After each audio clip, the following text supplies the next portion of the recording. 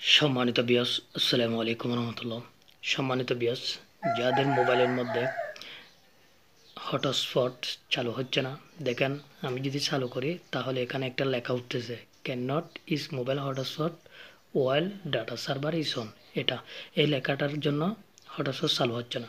তার জন্য আপনারা কিভাবে সমাধান করবেন, তার জন্য আপনারা সর্বপ্রথম আপনাদের মোবাইল সেটিংসের মধ্যে চলে যাবেন।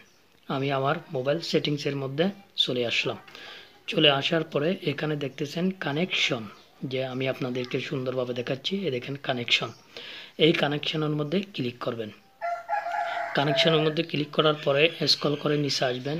আসার পরে এখানে আপনারা প্রথম অপশনের মধ্যে দেখতে পাচ্ছেন ডাটা ইউজ, এখানে ক্লিক করবেন। ক্লিক করার পরে আবার আপনারা স্ক্রল করে নিচে আসবেন। আসার পরে দেখতেছেন এখানে যে আপনাদেরকে দেখাচ্ছি ডাটা সার্ভার, এই যে এখানে রয়েছে। আপনাদেরকে যদি সুন্দরভাবে দেখায়, দেখেন ডাটা সার্ভার, এই ডাটা সার্ভারের মধ্যে ক্লিক করবেন। এটা অন আছে, আপনি শুধু অফ করে দিবেন। যে এখানে অন আছে, আমি অফ করে দিলাম।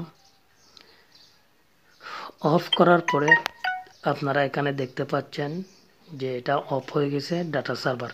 এখন যদি পূর্বের স্ক্রিনের মধ্যে ফিরে যায়, মোবাইলের মধ্যে প্রথমে কিভাবে ছিল আর এখন কিভাবে হটস্পটটা কিভাবে দেখাচ্ছে আমি আপনাদেরকে দেখাচ্ছি।